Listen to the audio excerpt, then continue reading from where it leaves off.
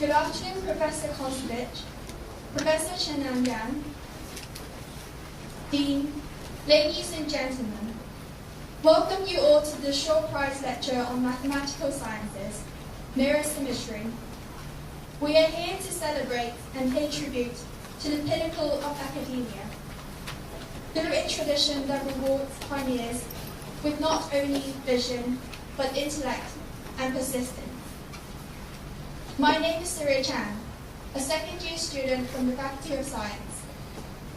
It is our great honor to have Professor Maxim Kosovich, the Shaw Prize Laureate on Mathematical Sciences 2012, with us here today.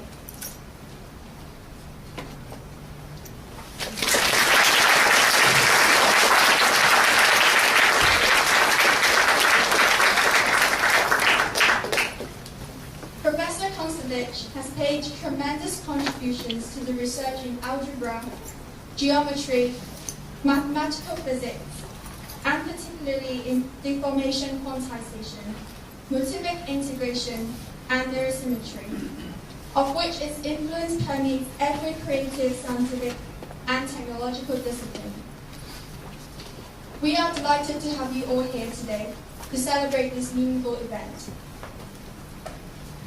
The Shaw Prize, established under the auspices of Sir Romer Shaw in 2002, it is an international award to honour individuals who are currently active in the perspective field and who have recently achieved distinguished and significant advances.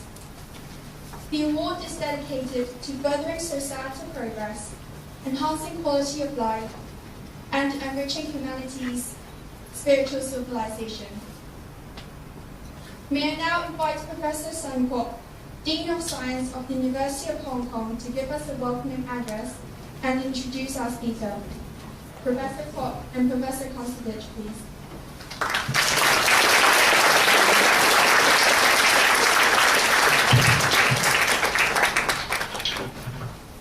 Good afternoon.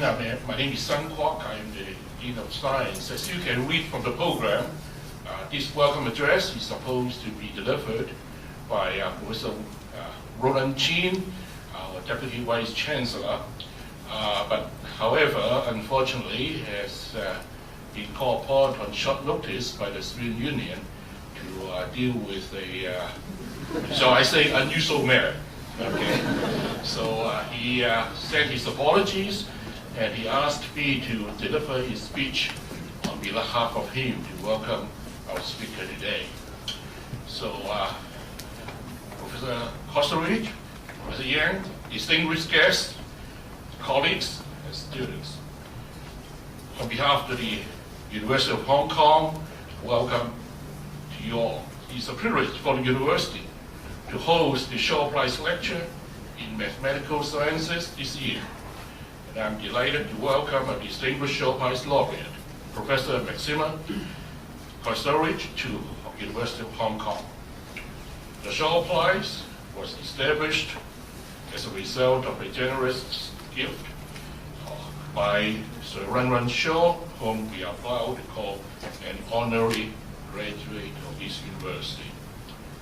It is an international award which honors individuals for achieving breakthroughs in academic and scientific research or applications, and whose work have had a positive and profound impact on society. So it's very much an honor that Professor Kosovich will be sharing his insights, expertise, and experience with us today. Professor Kosovich is widely regarded as one of the most celebrated and influential mathematicians of our times. Some of his most profound discoveries and advances in algebra and geometry have been inspired by ideas from physics. And Professor Kosovich is credited with the transformational discoveries he has made in bringing modern theoretical physics and mathematics together. The idea of making transformational discoveries may be especially potent during the times of great change that we are living today. They represent not only an enormous contribution to knowledge, but also give rise to encouraging sense of positive empowerment when so many developments in our world often seem to be out of control. This idea of empowerment through teaching, learning, and research had also been an important philosophy here at the University of Hong Kong. The university was founded in 1911 to provide a modern education for our local students for the benefit of Hong Kong and China. Over a century, the university is moving on with changes that affected our world, building on the strength of its history and finding new approaches in university education to meet the needs of an internationalized, knowledge-based economy. In doing so, Hong Kong U has developed a reputation for academic and research excellence that is recognized worldwide. We will continue to move on forward with this dedication of excellence and to extend our mission of service across the global community. Professor Chin would like to congratulate all those involved in the Shaw Prize Foundation on this important and memorable occasion. So please join me again in welcoming Professor Maxima Cox-Ridge from Hong Kong U and the Shaw Prize lecture. Thank you very much.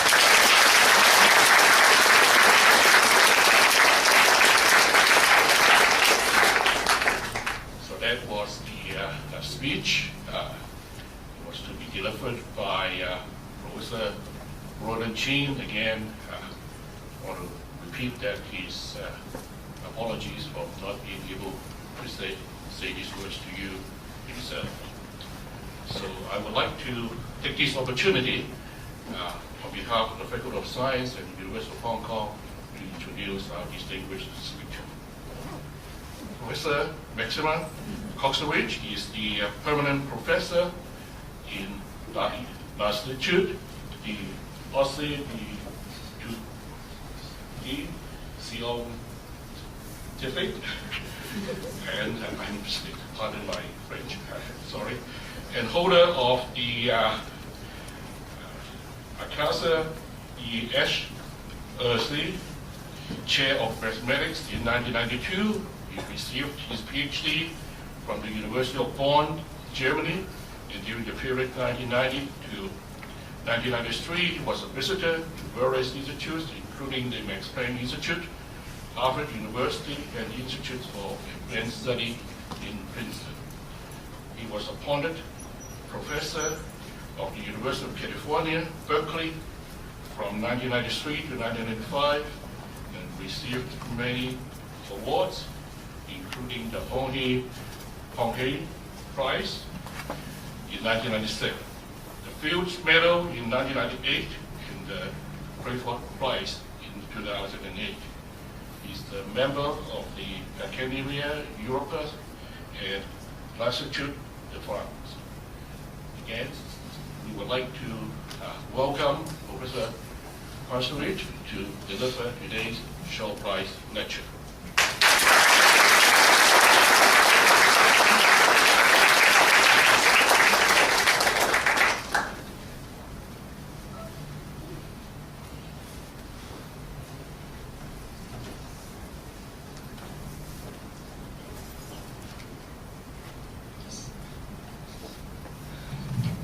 Thank you very much. And the title of my lecture is Mirror Symmetry. It's one of my main interests in mathematics, on which I was working for the last 20 years, I have to say, and it's still full of mysteries and interesting questions.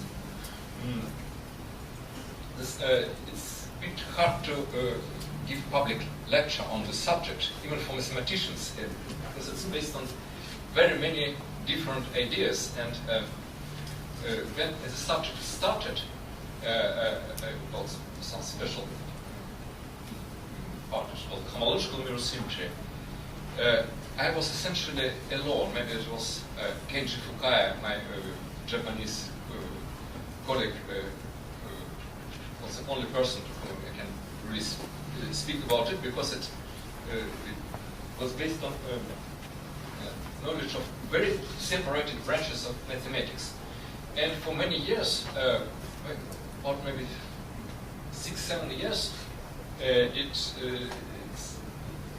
we were alone, but then and nobody from old generation was able to get into it. But then new young people appeared, and now we have a good, healthy community in the subject. Yeah, so and to explain it really to non-specialists will be even more complicated. Yeah, so I will try to do in some strange way. So I will go to some very general statements, some abstract ideas, and the history of mirror symmetry I will explain later. Yeah. So this is a picture of human brain with some bit artificial colors, not to be too scary. Yeah. So our brain consists of two halves, left and right. Yeah. Looks completely symmetric. Should be the same kind of sensing, but they play a very, very different role in our process of thinking. So the left half of brain, it's very formal. It's related to language and counting, and it's kind of our machine half, our computer part, the left hand brain. And the right half of the brain is responsible for geometry, intuition, feelings, and it's kind of real thinking. And so we're kind of mixture between, so it's kind of more human and more machine part of our conscious. And this is, reflects in big division in mathematics. There's algebra, when you do some formal calculations and write symbols, makes complicated notations, and that I think it's and there's a geometry. When you imagine some kind of shapes, maybe some kind of unclear figures, or you try to move from left to right and use your special intuition.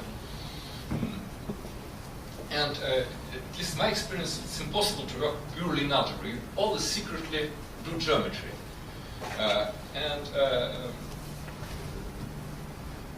But then if you want to write things properly, you introduce notation, so you go back and forth between algebra and geometry in your experience.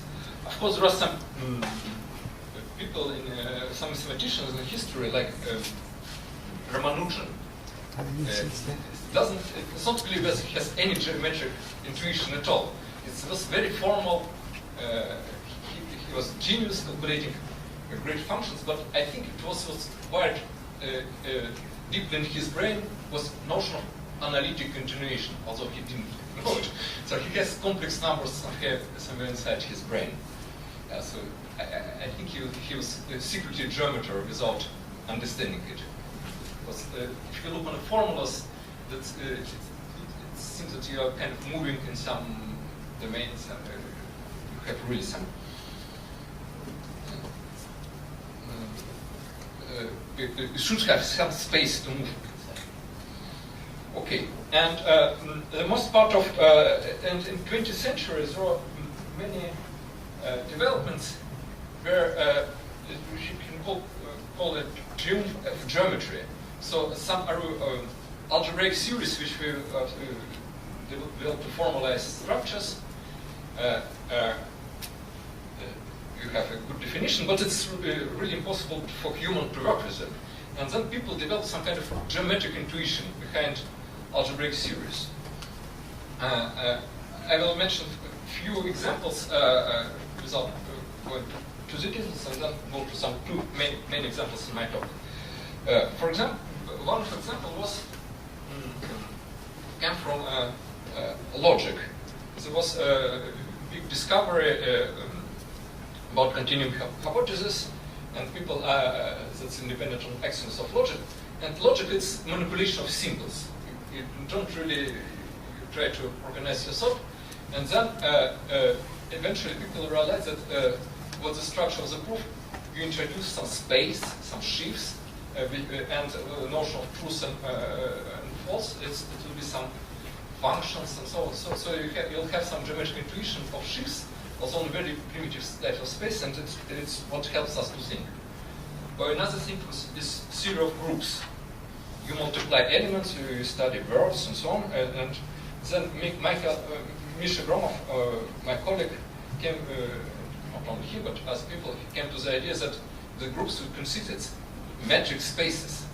Yeah, so and then it completely changes the subject. Or just very recent development, people tried to work on something called polycategory series, that horribly complicated diagrams. And people writing text several hundreds of pages, it's very hard to follow. But the new paradigm is all this complicated combinatorics is equivalent to usual geometry of manifolds with corners, and works of Jacob Lurie is a very good example of it. Yeah, so now what I will speak first part of the lecture is about two great geometrization ideas which came from, which arise in 20th century mathematics. How some abstract algebraic notions are encoded in some geometric type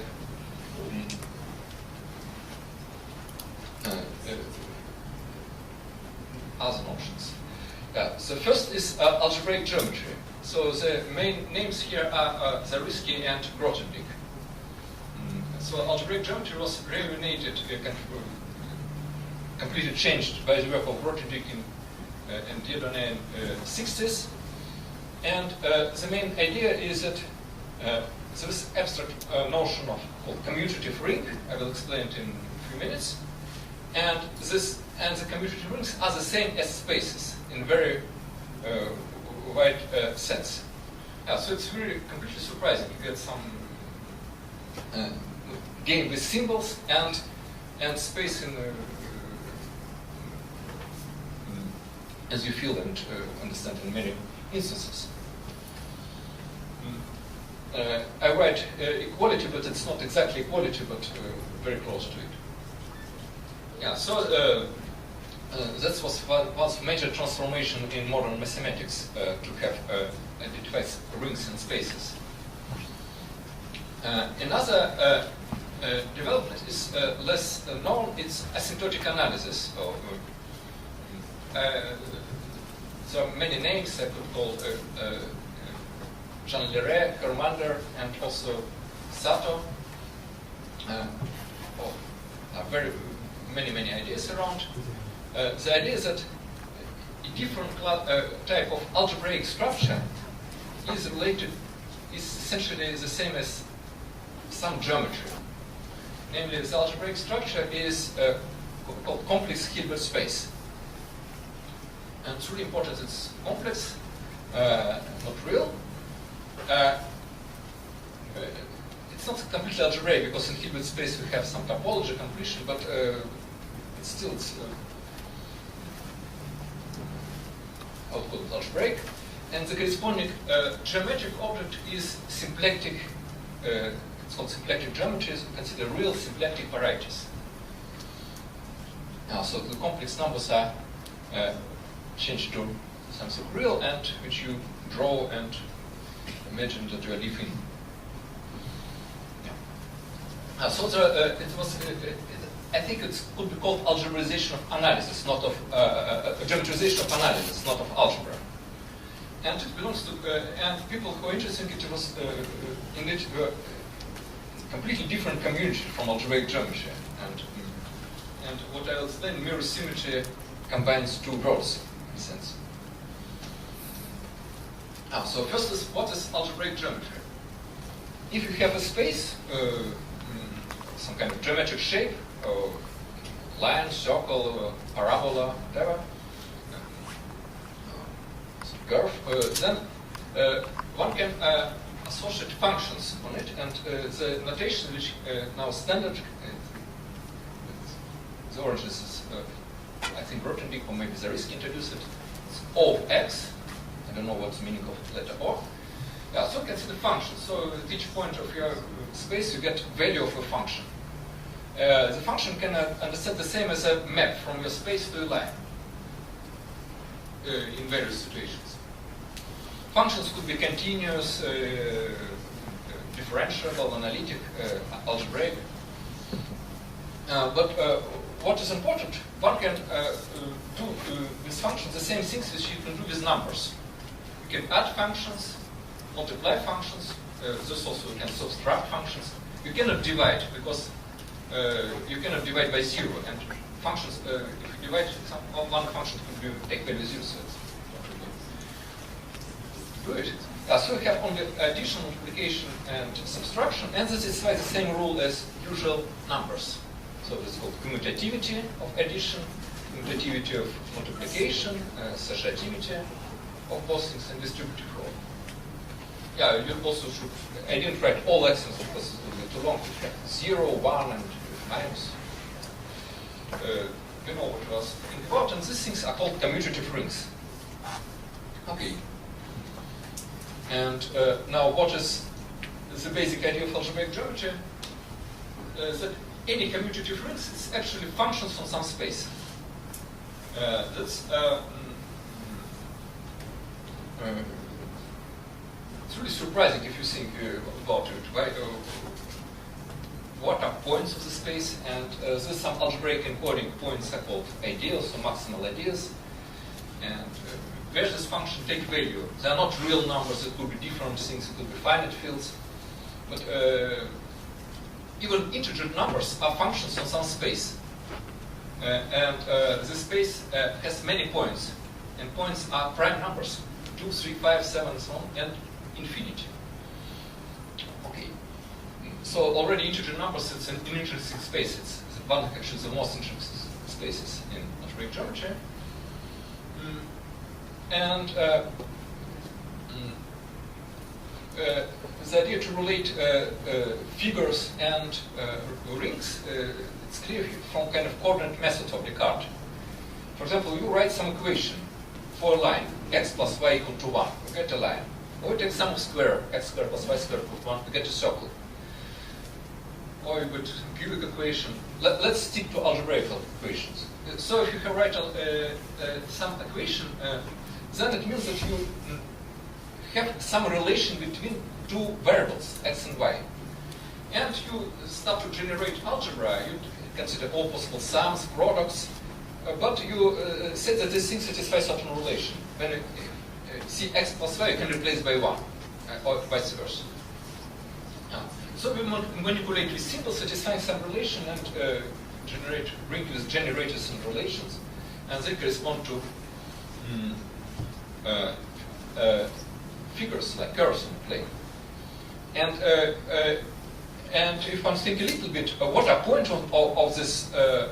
What is the point of my curve? It's actually homomorphism at the map, which preserves addition and multiplication from my abstract ring to real numbers.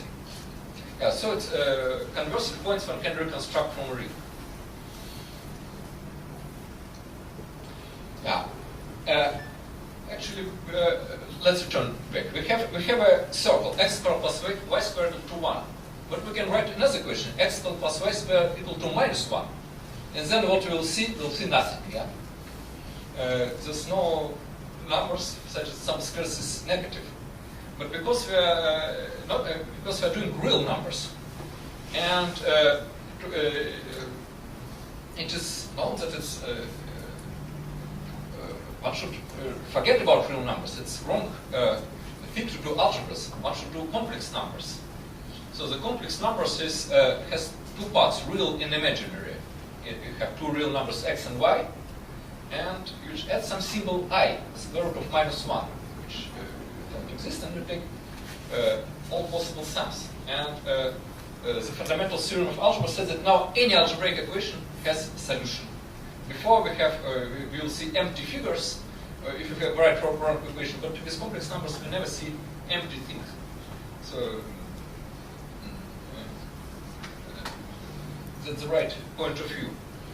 In fact, you see complex numbers are also very geometric. It's point on a plane, like two coordinates of point on a plane. And it wasn't always clear for mathematicians that complex numbers are points on a plane. I've seen, I read in some textbook by Leonhard Euler, who knew about complex numbers, of course, but he was algebraic, before thinking about this algebraically. He said that, what is number I, square root of minus 1? It's something very far, it's very far. It's much farther than thousands of billion. Yeah, but we know it's very close. It just to rotate 90 degrees.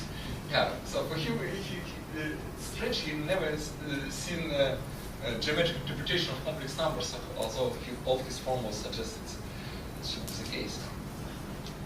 And with complex numbers, you see we have kind of double intuition, because we used to real numbers in our real world, but the right things to do is complex numbers. And it means that if we have algebraic variety, we try to think it's to solve equations given by some equations. We try to solve equations with complex numbers. And for example, we get some polynomial equations in two variables. F of CW is equal to 0, where CW are two variables.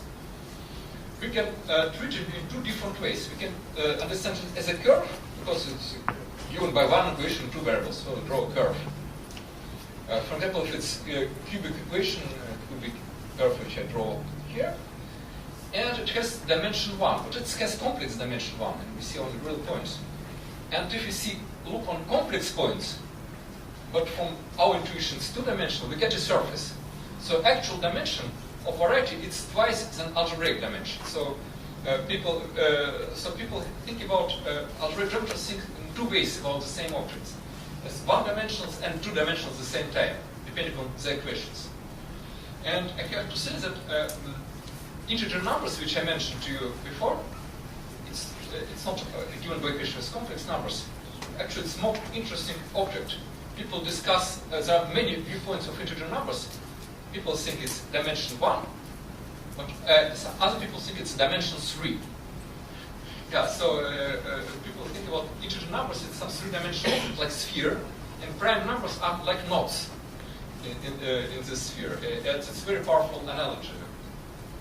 But I will not go to the subject. So arithmetic gives extra, make odd-dimensional, not even-dimensional things. Okay, so the main conclusion that algebraic geometry produces even-dimensional varieties. Now I'll go to asymptotic analysis.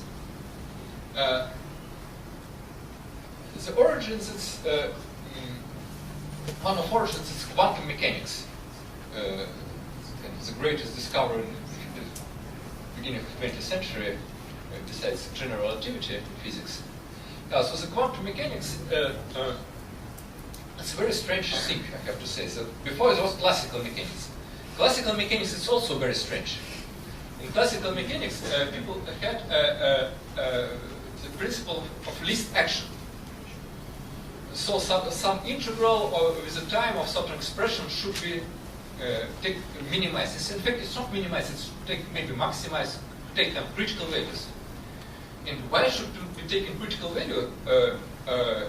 It wasn't clear at all. Yeah, it was a thing which worked all the time in all possible equations, and when even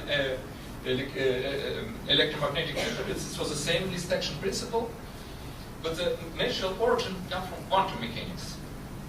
And quantum mechanics says that something very strange about our world. That the basic structure is not some geometric things, but algebraic gadget. It's vector space with Hermitian scalar product.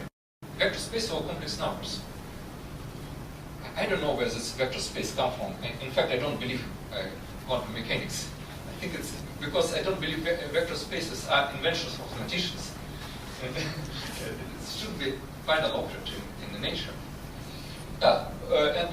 So what is vector space? We have vectors that consist of vectors which are V or V1, V2. Vectors you can add, subtract, and multiply by complex numbers, and satisfy again usual rules. And also for two vectors you can make a scalar product which is a complex number, and again satisfying some rule if you don't change between V1 and get complex conjugate. So it's even more primitive structures than commutative algebra which I explained to you. because there's no multiplication of vectors. You can multiply by some constant, but not by other vector. And constant is not a vector. Yeah, so it's a slightly different thing, but it's pure algebraic structure. And finite dimensional Hilbert spaces are very boring. You just take coordinate space and do these things coordinate-wise. And infinite dimensionals are kind of continuous limit of this, and typical infinite dimensional Hilbert space, it will be functions, complex valued functions on some real variety, with smooth variety of continuous. And so it's a really mixture of two things, because functions are complex valued, but variety, it's not holomorphic, it's not given by complex equations, it's given by real equations.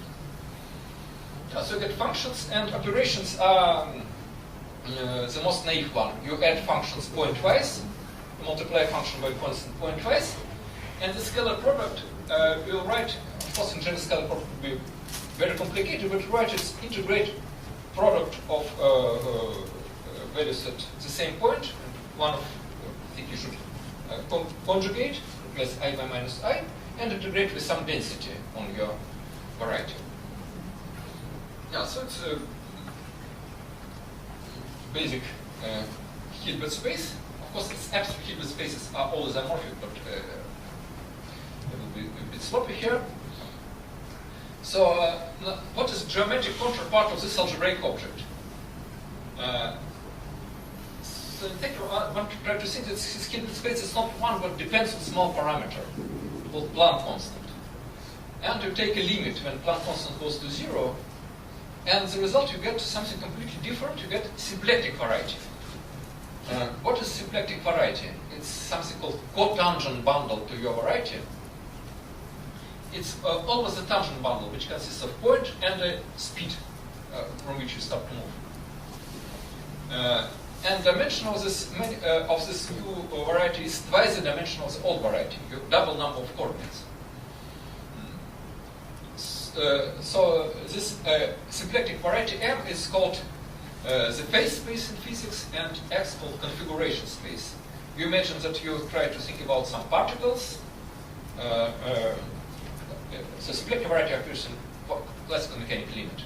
You have configuration space of particles, but now you want to see the dynamic. You should also specify the initial speed, and because of metric, the tangent and cotangent things will be identified, so essentially get a point on your phase space. And that dynamics will be some dynamics or some transformation of this variety. What is symplectic? Symplectic, as you know or not, it's really impossible to explain in terms. It's some analog of metric, but it's kind of skew symmetric metric on a manifold, and which forces this manifold to be even dimensional. And it's a way to measure volumes of two-dimensional objects. Yeah, so it's really big question here. Why two-dimensional objects have to do with mechanics? Mechanics has something to do with time, which is one-dimensional. Somehow, the symplectic form we integrate over two dimensions. It's something very strange, and again, mirror symmetry probably is related to something in this direction. Okay, and when you quantize the classical system, so the pure quantum states will be vector after scalar on this Hilbert space, so it's a function. And functions, when you plan constants very small, it's functions which is very fastly oscillate. Yeah, I draw the graph of oscillating functions. It's just a real valued function, because function should be complex values. It should also have imaginary part, which I didn't draw on my diagram. So it's functions very high frequencies.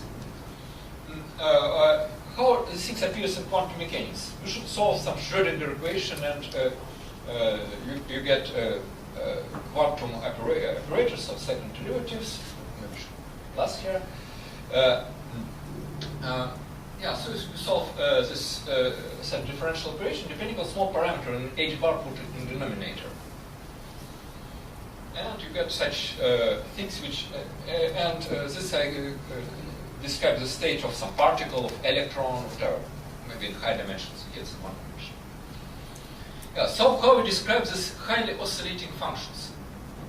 The idea is that this highly oscillating function you can replace by this correspondence by something much more smoother and pleasant to look, which is called Lagrangian subvariety in the cotangent bundle. So this oscillating thing I will replace essentially by ellipsoid. Namely, my function, when it's oscillating, I write its exponent of some real part and something responsible for oscillation. In fact, if it will be real wave function, it will be not one exponent, it will be exponent of plus complex conjugate exponent, so you get several branches. And the derivative of this function b, this is homogeneous, which is imaginary part, it's at each point it's the local frequency for this oscillation. So we'll write the graph of local frequencies normalized and divided by pi constant and get slowly varying thing which will be a graph of differential of some functions, so it will be a Lagrangian variety. Lagrangian variety in general in the symplectic manifolds it's subvariety of middle dimension. It's not two-dimensional, such in which the symplectic form vanishes. The volume of any two-dimensional piece in this Lagrangian variety will be zero. Here we just in one variable, so any curve will be Lagrangian variety. But the idea is that it's in classical limit, quantum states became a Lagrangian variety, dynamics became change of coordinates on this big new space M preserving symplectic structure, and so on and so forth. So we see that there are two origins of some geometric shapes coming from two different equations. One, understand what is commutative algebra, and then we lead to complex geometry, complex solve equations, complex numbers. Or we're thinking about classical limit of quantum mechanics and go to symplectic geometry, classical mechanics. And in both geometry, we see that something remarkable happens. We see these objects are even dimensions. They dimension 2, 4, 6, and so on, but never 1, 3, 5, like integer numbers. So, so they have something in common. They won't live in even dimensions. And in fact, these two geometries often coexist on the same space. And this is called Keller geometry. It was also introduced in the first half of the 20th century. It's a very important tool in complex algebraic geometry. You can use differential geometric tools understanding equations in algebra and vice versa. So Keller manifolds or Keller varieties, I think, which are simultaneously complex and symplectic. What is mirror symmetry? Mirror symmetry is a new relation between complex and symplectic structures. These structures now should be not on the same variety, but on two different varieties. And you have some parameters for complex structure on one variety, which will correspond to symplectic structure on dual variety, vice versa. So it's really absolutely new symmetry, and I have to say that it came really out of blue. So there were really almost no hints that this thing exists. There are, I mentioned, some few observations which were made maybe about 5 years before mirror symmetry. It was Arnold's strange duality. It was kind of numerical coincidence for some singularity theory, and more serious was Fourier-Mukai transform, but it's more technical. I will not explain it now. But it's, so now I'll go to historical part. How all these things started? It was started a bit hard to locate. It was maybe 89, 88. First time the ideas appeared. So it was around 1990. So in that period, the string theory was in full bloom, I have to say. Yeah, so people had put a great hopes that string theory will explain everything, and have the string theory says that instead of particles, you should have just moving closed from an open loop. This time it was closed small string, and it vibrates, and then if you expand, you see all fields which you see in nature, like Yang-Mills field, gauge theory, gauge theory, and gravity theory, and so on.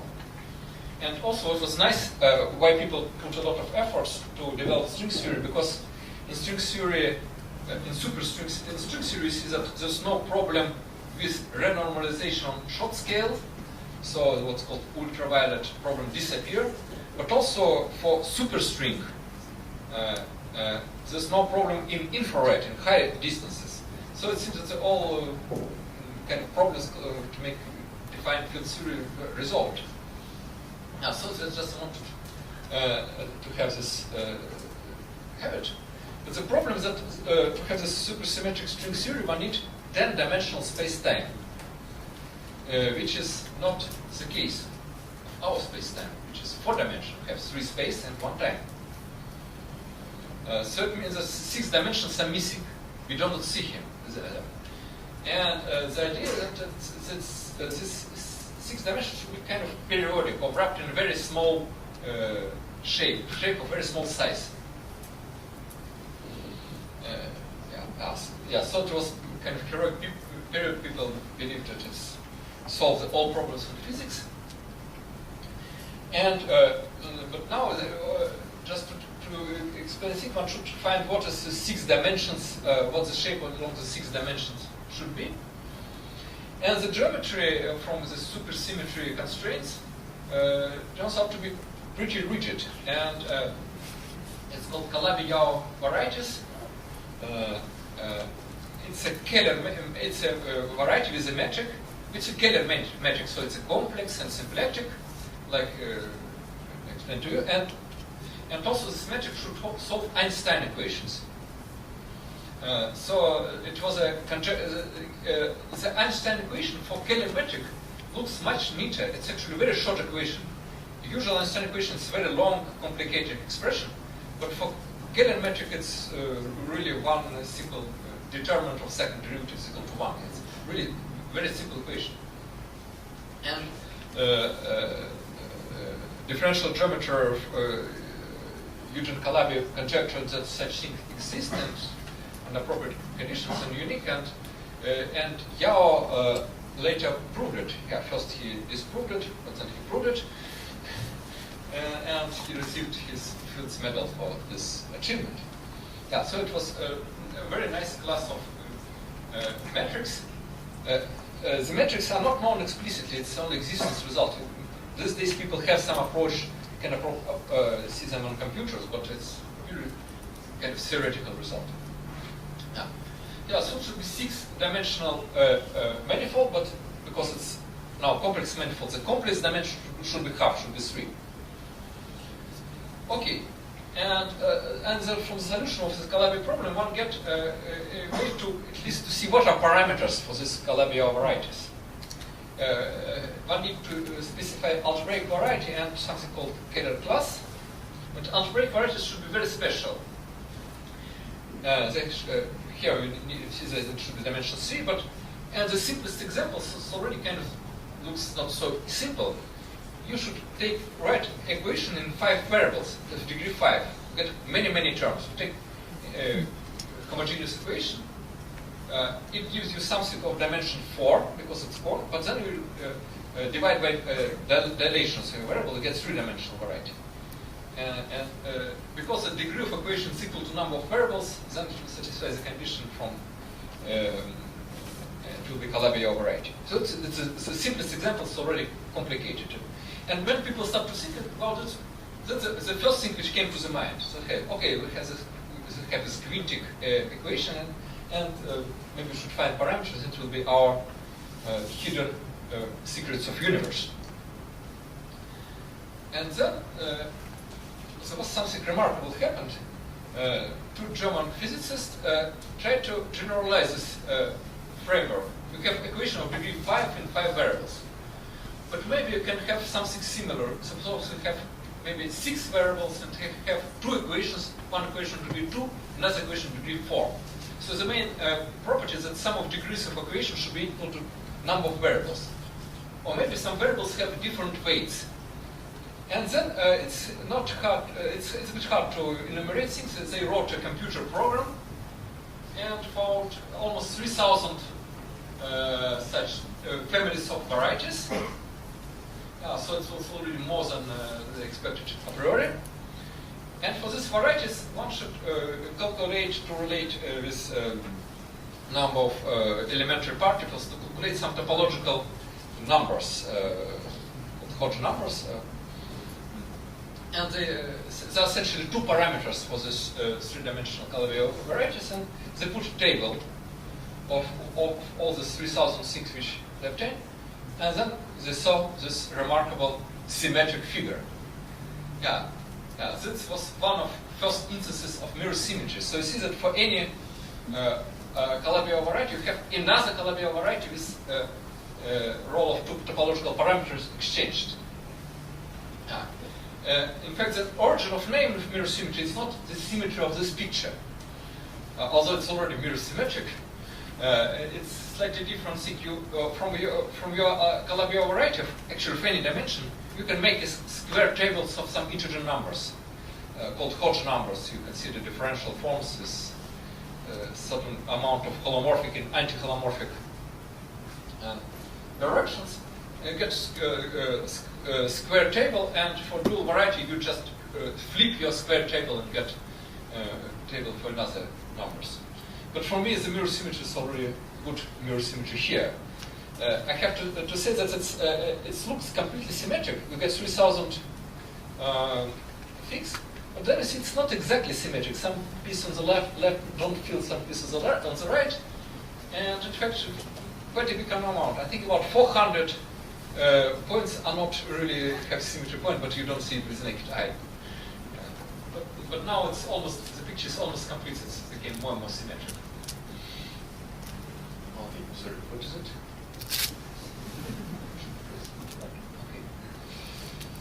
Okay. So we see that there was discovery of the zoo of Calabi-Yau threefold.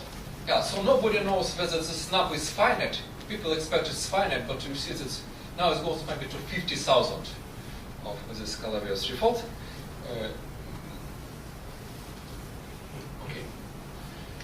This was one of really shocking event for us mathematicians to see such a picture.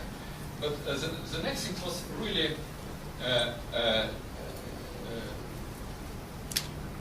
got me. That was the first prediction of mirror symmetry in kind of concrete case. You get one explicit variety and another concrete dual variety, and there was some duality which leads to some new formula which has no precedence in mathematics. So it was worked by 4 physicists in the same year, 92. And I remember I was in conference, I saw both this symmetric graph and this, what I was doing right now, on some conferences. So they start to play with the simplest examples which I have, this quintic variety given by equation degree 5 of quintic threefold. If you count how many parameters or coefficients of this equation and change it for variables, you get exactly 100 complex parameters and only one Keller parameter. So the dual family, people guess at that moment what is a dual family. It's essentially special quintics. You consider equation of degree 5 of very special form. You get sum of p square minus product of variables. No other monomials are allowed. And this special quintic has a lot of symmetries. You can multiply any variable by a root, 5th root of 1 as complex number. And you should put some condition to all things to make sense. The product should be equal to 1. So you get action of the group of these 125 elements. You divide by this group, you get very singular variety, but then you can resolve singularity, make some blow up, you get a new variety, depending only on one parameter t. So you get dual family has only one complex parameter, and because of blow-ups, you add many more divisors, and it means that it will have many more Kähler parameters than before. It will have, turns out to get exactly 100 Kähler parameters. So exactly it's the number of complex parameters from the dual space. And then they propose some fantastic formula. I decided not to scare you with this formula. It's too long and complicated and really crazy expression. Nobody believed it at the beginning. Relating numbers of some infinite sequence of numbers, number of rational curves of degree t on variety m. This is something which you do on dual variety. So first of all, what is number of rational curves? What is a rational curve on your variety? You try to solve equation, like for example this equation, when Zi are polynomials in one variable of given degree. And you write polynomials of given degree is some, let's say, variable x, you write some constant plus some constant times x plus constant x squared. And for example, consider polynomials of degree 12. You get certain coefficients for each polynomial. Then I substitute each variable will give each own polynomial, so you get 65 unknown 6. You substitute equation, then you get huge polynomial with degree, and you get essentially the same number of equations. So you get many equations and many variables. And you want to count how many solutions. Yeah, so those naive count, which gives you a wrong answer, so one should develop some formula. But essentially, that's what you want to count. You have some machinery producing very complicated equations of many variables, and you want to count how many solutions. You get some infinite sequence of numbers, and 1 and 2, and so on. And then what they related with something related to completely different equation in algebraic geometry. It's there's another set of algebraic geometry. You want to calculate integrals of rational functions. You integrate integral of essentially 1 over this divided by this expression, and you get some hypergeometric series, some explicit sum with factorials, and some related functions, and then you make a completely crazy transformation relating one to another, and the claim that it will be the same series. Up to now, and from this transformation, you cannot see that these numbers ND will be integer numbers. Because it will be a miracle, because there will be plenty of things in denominators, somehow it's constants. And the equation of counting rational curves was that's kind of very traditional question more than 100 years ago. It was not very active subject of algebraic geometry. And for this quintix false, algebraic geometry is actually calculated a few years before this breakthrough, number of curves of degree 1 and 2. It's already were some big numbers. Degree 1 was 2,875, and degree 2 was about millions. Okay.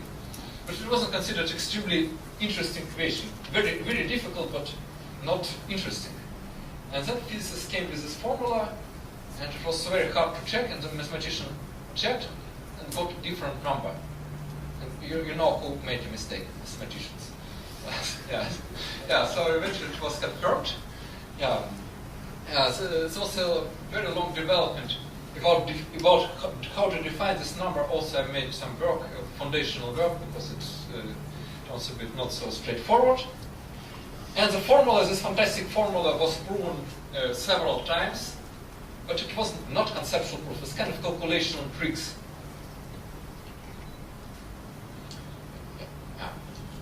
So now I'll go to, so these are two main impressions which me mathematician had from physics, from this mirror symmetry. And what were first explanations? In fact, there are two basic explanations. First is mine, which I proposed really a couple of years after the things appeared. which is called homological mirror symmetry. Yeah, so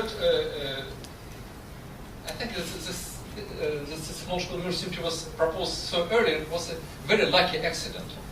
I was kind of lucky to know right people, to know various ideas and to combine together, because otherwise it will take many years and it will be a different story. Yeah, so it's a very abstract, very powerful, it's still a project.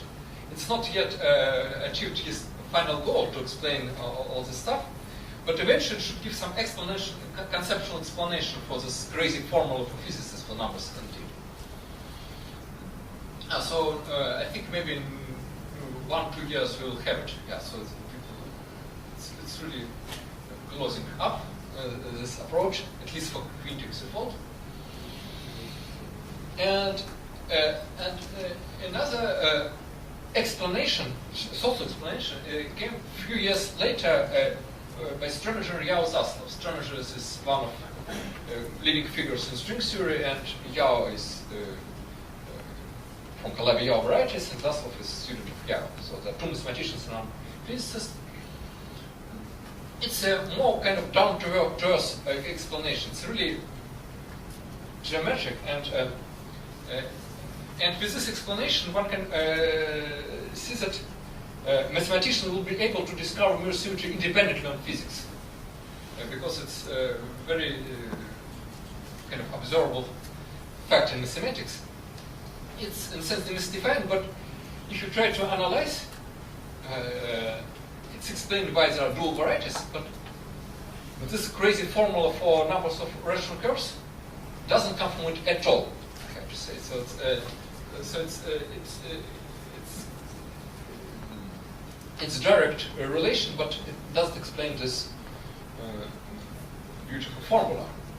And the best strategy now is by specialists in the areas is to consider just two both approaches, homological mirror symmetry and Strominger-Yau-Zaslav picture together, and use advantages of both pictures, and then the things will come out naturally.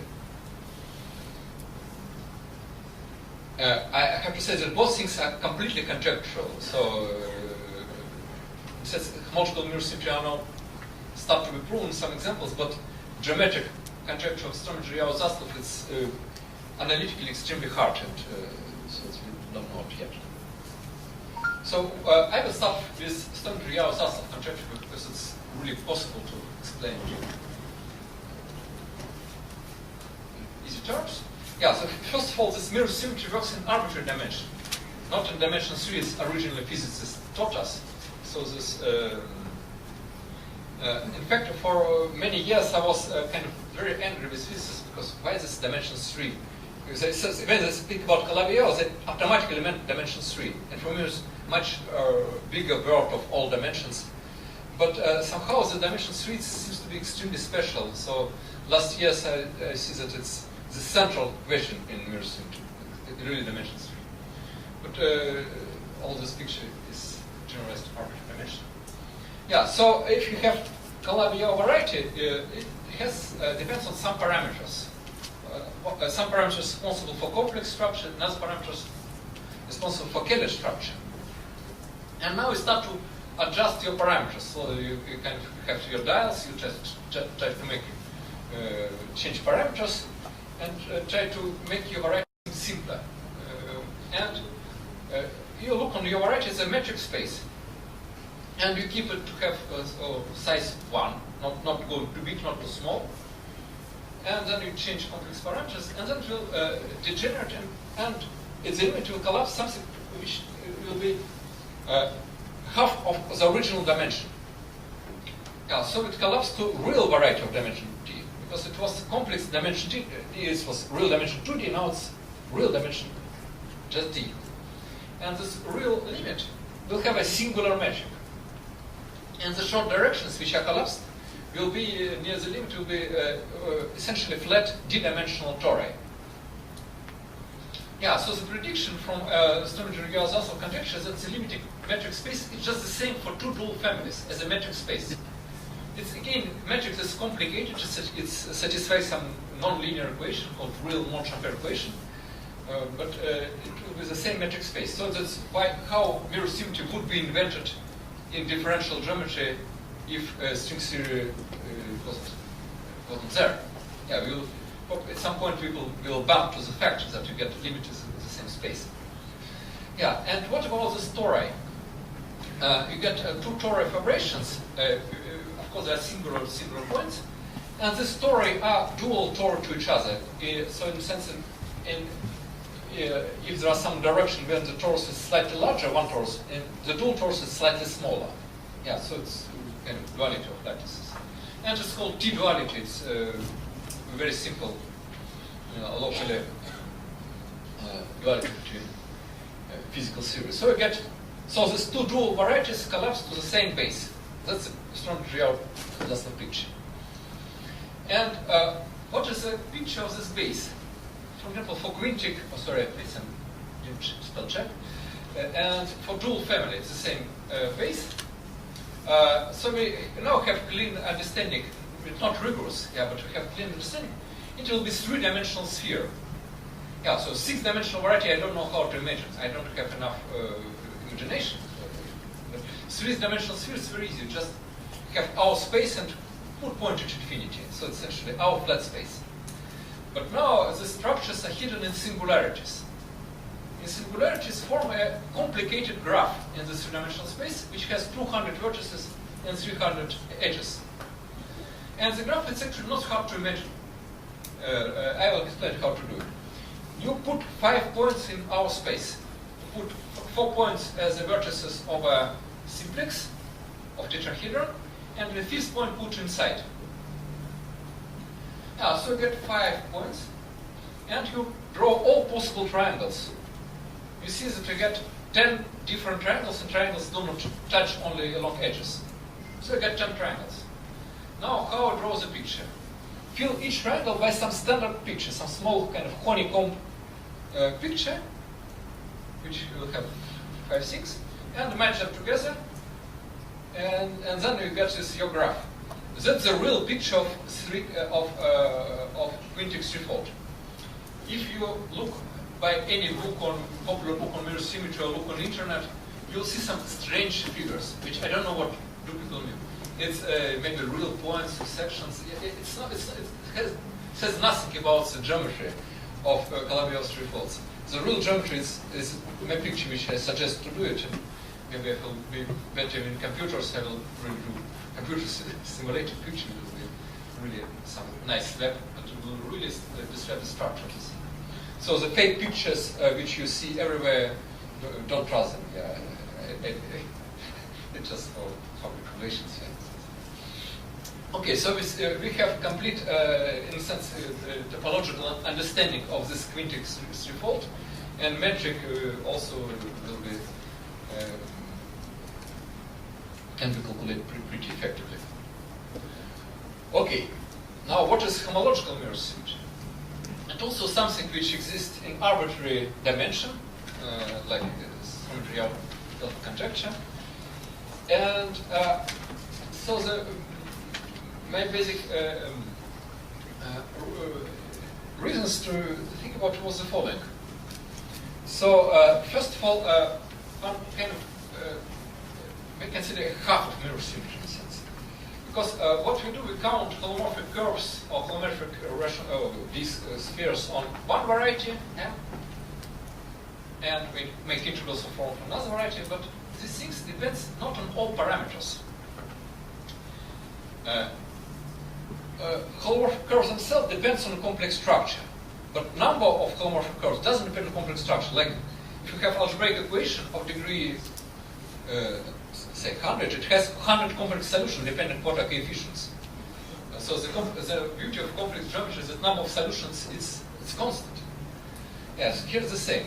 Yeah, so this number of curves is the same, but when you make generating functions, you weight with something depending on symplectic structure of a degree, which is integral of symplectic form.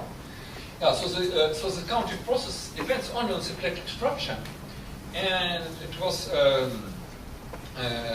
ideas of Andres, Flohr, and Grobov in symplectic topology that this re-invariant of symplectic structure, you introduce artificially maybe even no kind of almost complex structure, because not all symplectic manifolds have complex structure. You can only point each point you to this complex structure without integrability condition. You can still speak about holomorphic curves. Holomorphic curves are two-dimensional objects that have positive area with respect to symplectic form, and the counting problem is very well defined. So this thing is called Gromov-Witten invariance, and so it's invariant of symplectic structure. And the integrals of form depends on form, and you don't need this scalar as at all. So those things depends on the complex structure. So you see that you consider two dual varieties in we look through different glasses. On first variety, we forget about the all complexity or metric. We look at the symplectic variety, some object of classical mechanics, in a sense. And dual thing we look at complex variety, object of algebraic geometry. And I say that they give the same, they are the same in some sense. Parameters on one thing correspond to parameters of another thing. And what does it mean the same? So my proposal is that they give the same non-commutative space. In what sense is non-commutative space? It's something like a usual space given by commutative algebra. And non-commutative space, it's a kind of formal game. It's given something corresponding to non-commutative algebra. One can add some more words. Algebra is a particular case of category, and also want some homological algebra. So the notion here was something very non-intuitive. It again was proposed by essentially by Grothendieck and his students. This notion of triangulated categories, very abstract kind of form of homological algebra to calculate homology in various situations. Yeah, so it's a very powerful tool and ubiquitous in many questions in not only algebraic geometry, representations, theory, and so on, but it's very non-intuitive. It's really, again, algebra, not geometry. Yeah, so one can do calculation, draw complicated diagrams, and things work somehow. Yeah, so the idea is that this should be such non-commutative space associated to each of these varieties. If you have a complex variety, so it's something essentially like commutative algebra, you forget about commutativity, and you kind of, it's completely formal thing, which is non-commutative algebra. So what does it mean to get a category? So it means you're interested in not on points of the variety, but on curves, of bundles, and so on. Yeah, kind of various bundles, more or less, or maybe on some varieties, bundles with singularities. That's what are objects of these categories. When we see the variety as non-commutative space, we can see that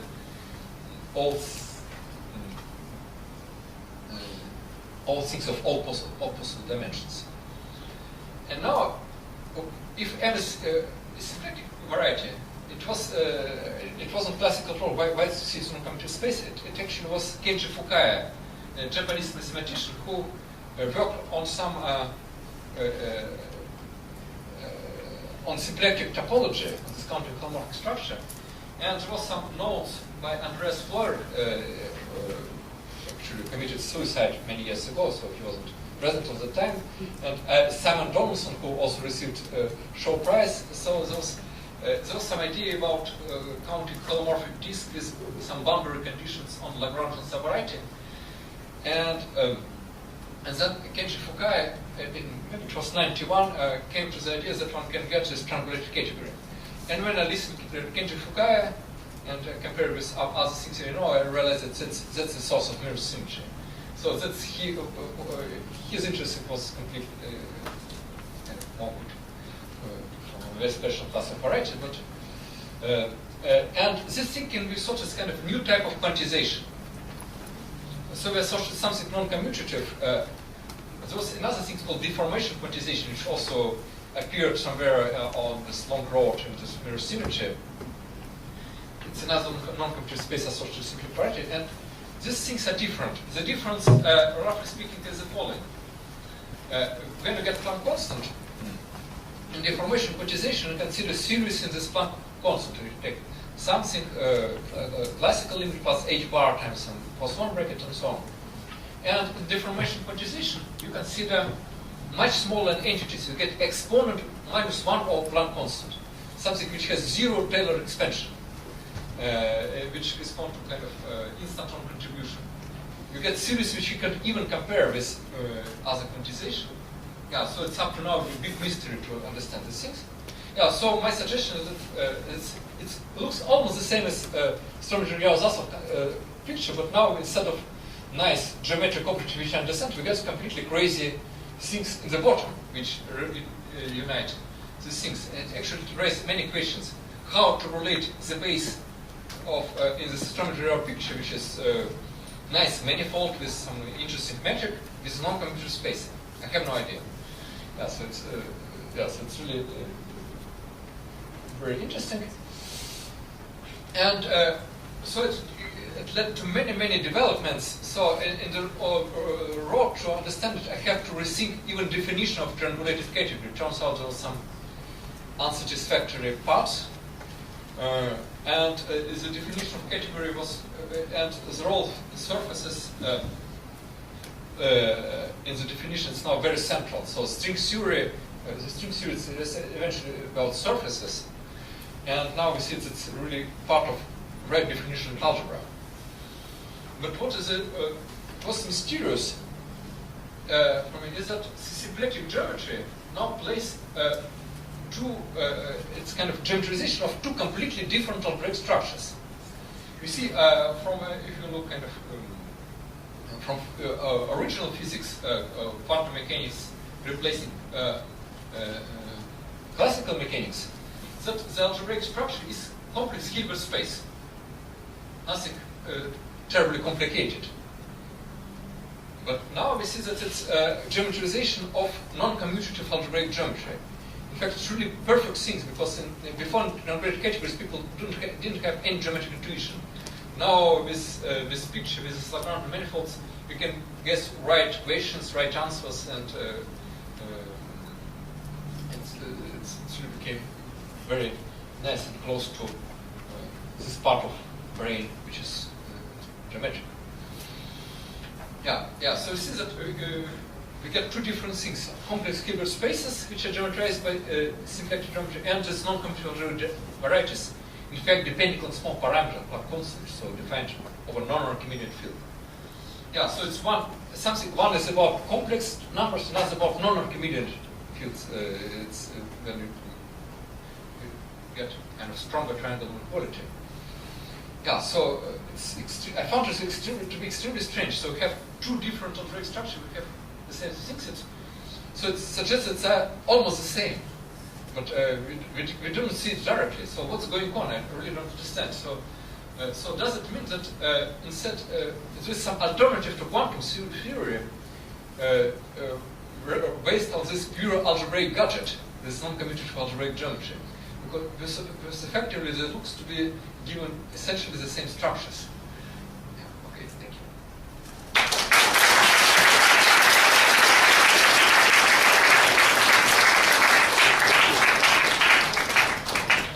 Thank you, Professor Kontsevich. Here comes the Q&A section. Please, Professor Kwok, join Professor Kontsevich, please.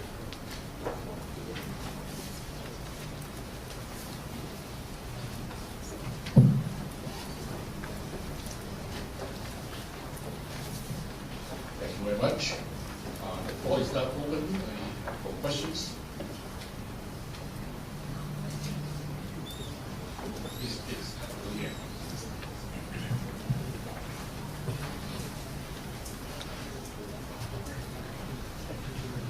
The word mirror symmetry derived from the daily concept that you have a mirror. Yes. You have one space and another space which is behind the mirror. Yeah.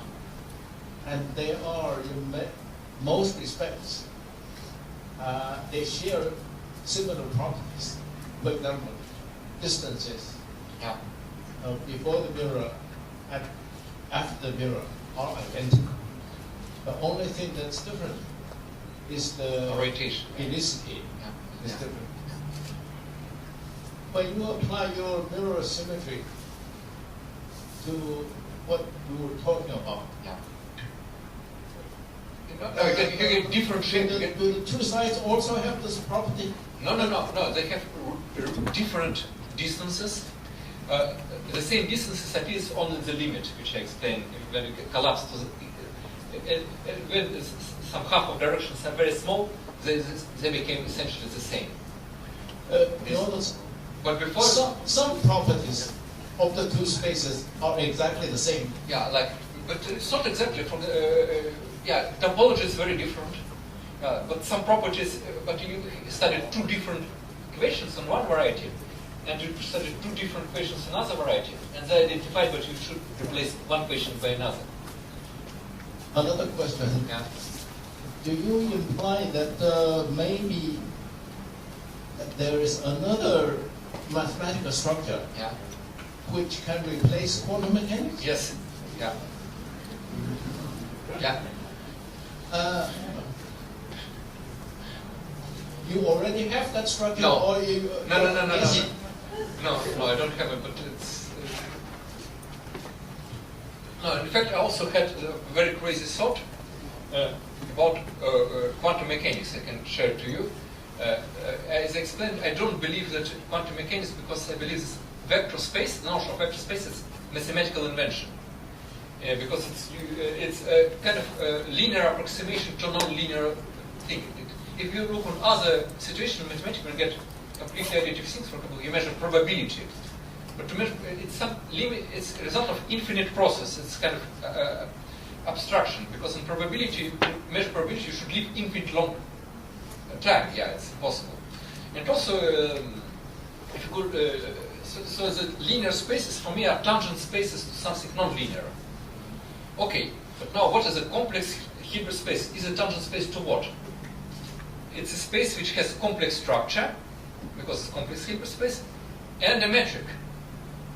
And so it's a Keller manifold. So my guess is the first replacement should be quantum mechanics should be by Keller manifold. The question of H-bar approaching zero Yeah. is a subject which was at the beginning of quantum mechanics in the 1920s.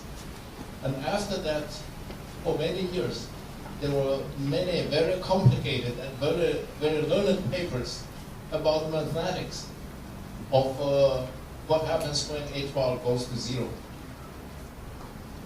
Is your discussion related to those, or it's a completely different way of looking at this limit?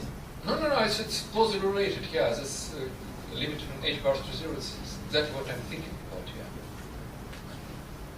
I'm very much encouraged by your last comment, because all our undergraduate theses are all based on linear systems, and our work on linear phenomena. Why would we have to limit ourselves? Yeah, it's just approximation. Right, exactly.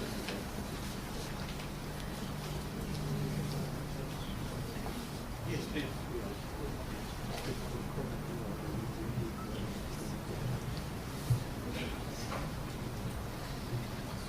Thank you very much for a fascinating talk, Professor.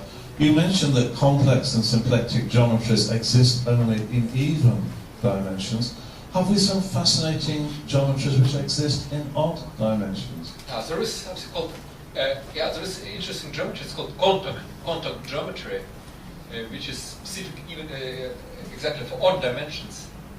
Yeah, and it's kind of odd brother of symplectic system. And also, number theory is odd dimensional.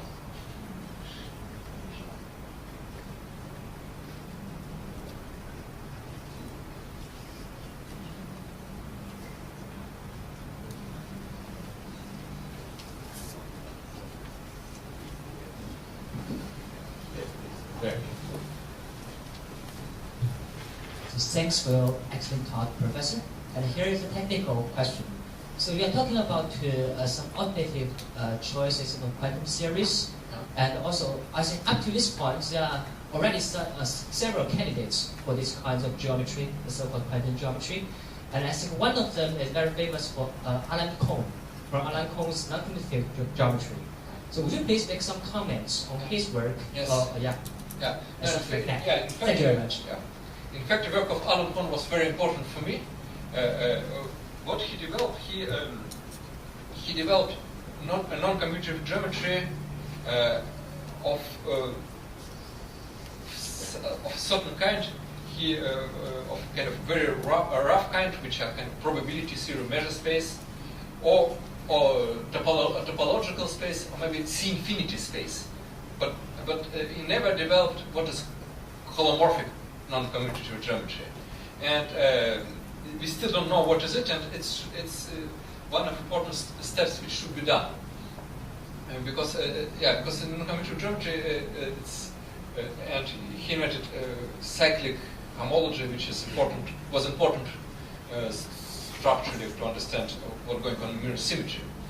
But and this non-commutative algebraic varieties are it's algebraic description, but in usual geometry we understand varieties in many ways. It's analytic, and the way to go to from algebraic to topological is not yet done. It's one of key questions in the area.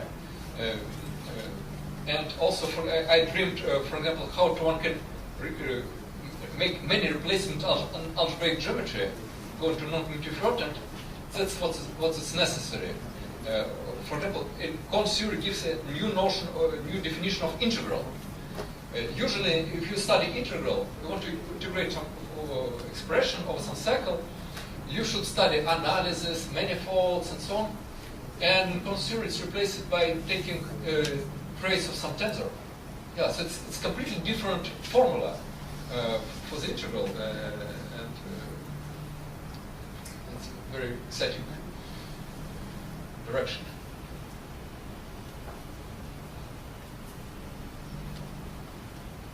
Questions? I don't see any more hands going up. Let's thank Professor Pullerich again.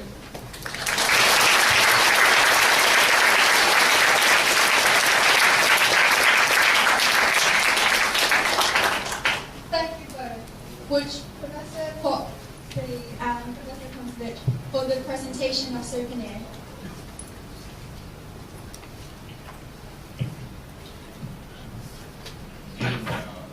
Professor Pullerich is supposed to be here to hand out the gift of souvenirs, and since I guess he's not present, so I'll give the gift on behalf of the university.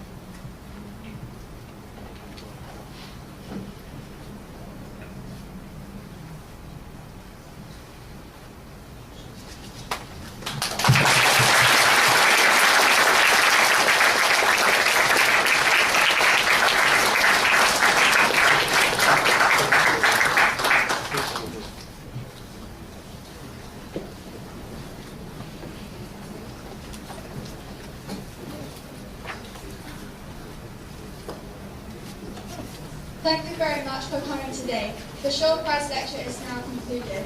Please join our speaker outside the reception and have a nice day.